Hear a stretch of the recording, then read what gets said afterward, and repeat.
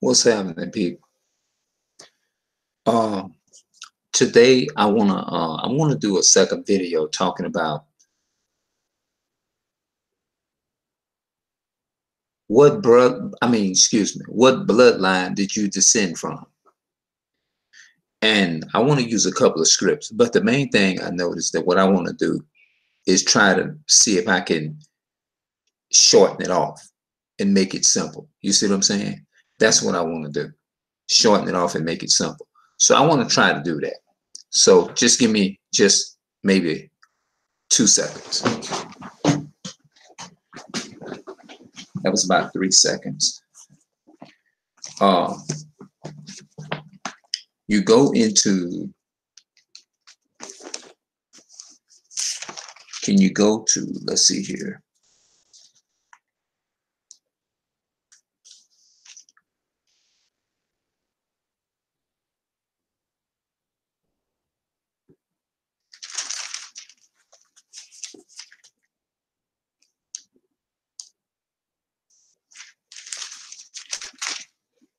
Let's go to,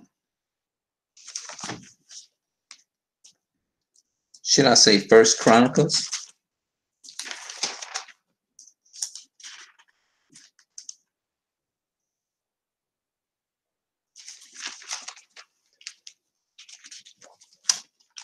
Yeah, I want to make it simple. What bloodline did you descend from? Let's begin at First Chronicles, my bad.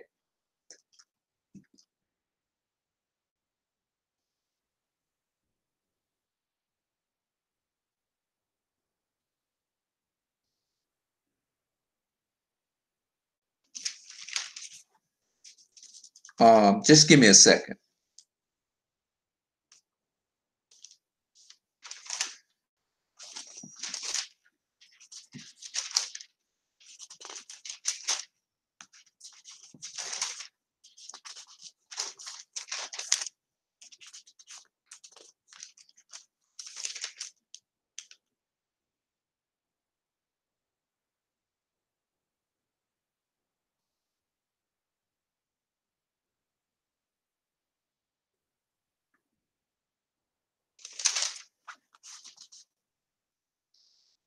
Let's look at, I'm going to come back here to First Chronicles chapter 9 and verse 1. But what I want to do is read First Chronicles chapter 1, verse 1. And then I'm going to go to First Chronicles chapter 9, verse 1. Because I want you to have an understanding of what I'm talking about. Let's see here.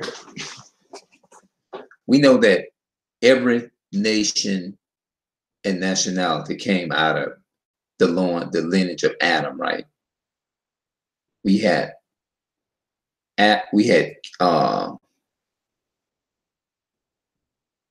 Cain. Cain was the firstborn son.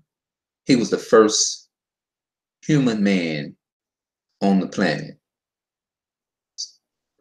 Him and Abel were the first two children on the planet, on the earth, in the garden that I know of. You got Cain and Abel. Abel represents obedience and righteousness. Cain represents contrary to the commandments of God. That's what his lineage and bloodline represents. Because you notice that Cain got envious and jealous of his brother because the issue was Abel's offering was, it was perfect. It was what the Most High wanted. He brought the right type of offering that the Most High wanted. The other side, such as Cain rose up and had envious toward his brother Abel. And he killed Abel, his brother. So there's always have been a righteous side and a good side. And we realize that generations and genetics are important. Let me do something right quick. Just give me a second. Deuteronomy 32 in verse 7. Remember the days of old, consider the years of many generations. Ask thy father, and he will show thee, thy elders, and they will tell thee. When the Most High divided to the nations their inheritance, when he separated the sons of Adam. So he separated the sons of Adam, right? Didn't God do that? Why did he separate Adam's children? Separate the sons of Adam. Why? Because the nation of Cain, notice that the difference between Abel represents righteousness. Cain represents disobedience. So what did Cain do in essence? He killed his brother Abel, right? So when the Most High divided to the nations their inheritance, when he separated the sons of Adam, you see what I'm saying? So people say God don't separate. Yes, he does. So let me go to 1 Chronicles chapter 1 and verse 1. Adam, Seth, Enoch, Cana, Mahaliah, Jared, Enoch, Methuselah, Lamech, Noah, Shem, Ham, and Japheth. Okay, Ham is the father of Canaan. So Cain, the sons of Ham, hated the righteousness of the Israelites. So Abel was a righteous Israelite, right? So notice that in Deuteronomy chapter 32 and verse 7, it says, remember the days of old, consider the years of many generations. And then it says that he separated the sons of Adam. So God always made a distinction between the so-called other nations, the wicked, and the righteous people. So people say he don't separate. So we just read there that he do separate. Adam, Seth, Enoch, Cana, Mahaliah, Jared, Enoch, Methuselah, Lamech, Noah, Shem, Ham, and Japheth. The sons of Japheth, Gomar, and Magog, and Madai, and Javan, and Tubal, and Meshach, and Tyrus. And the sons of Gomar, Ashkenaz, Raphaz, Togarmah, and the sons of Javan, Elisha, Tarshish, Kittim, and Dodam. The sons of Ham, Cush, Mizraim, Pot, and Canaan. So Ham is the progenitor of the Ethiopian and and the African and the Egyptians. And Canaan and the Canaanites is an African tribe. Yeah. Cush is the one that had Nimrod. Cush is the one, this is where Christmas started out of that nation. So-called Christmas. Cush and Mizraim, Pot, and Canaan.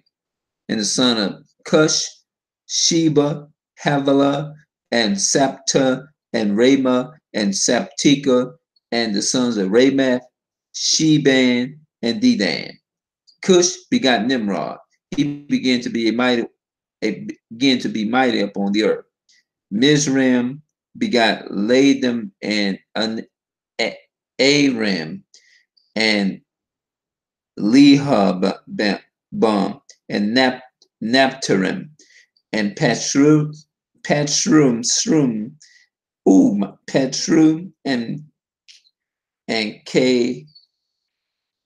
Catarim, and of whom came the Philistines.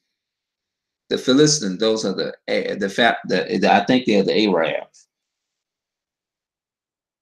And Captarim.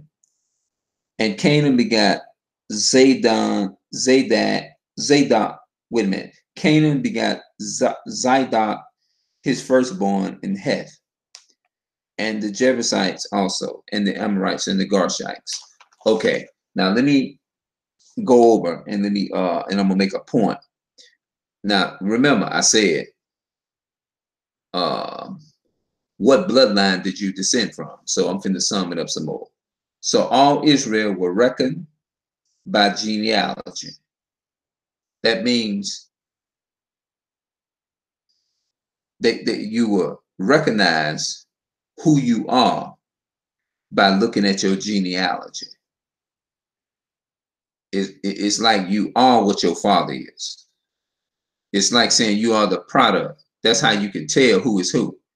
Like if you look at the Chinese people, the Arabs, the Ethiopians, and you got Nigeria, you got Africans, such as the Egyptians, Filipino, East Indian man, Britain, Irish, Italian, all those different people.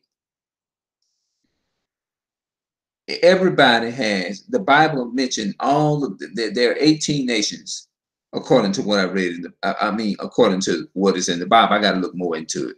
But every nationality and nation of people is mentioned in the Bible. Everybody has a nationality where they descend from. So let me read this here and sum it up. So all Israel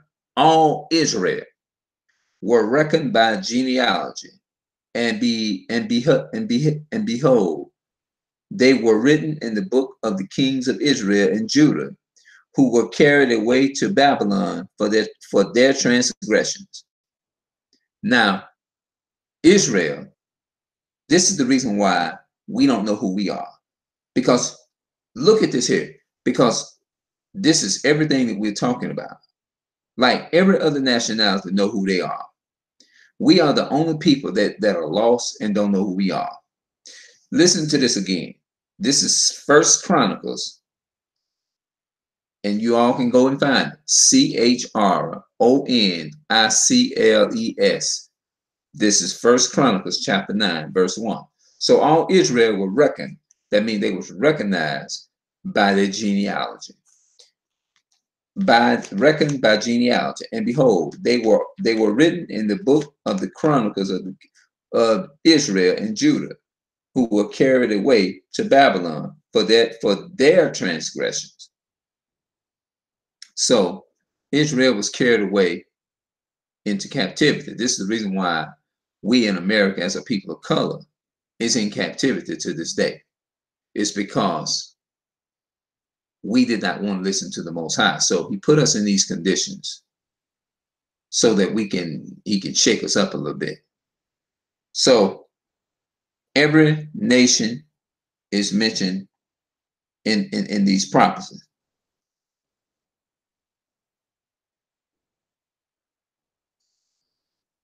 Yeah. So let's go to Isaiah 1. Isaiah chapter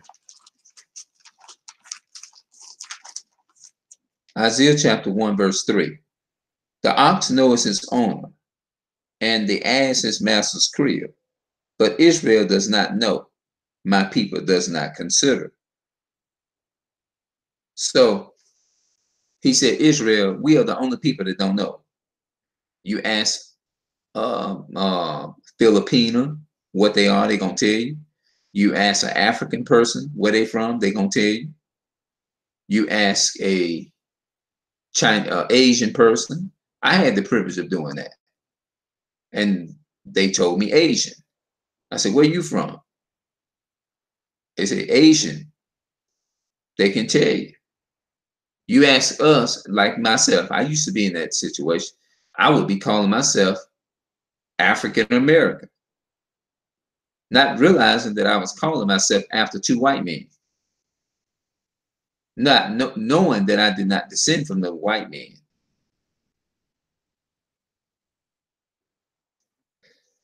You know, so hopefully this gave some extra light to you all. Hopefully it wasn't me giving you a whole long drawn out um, message.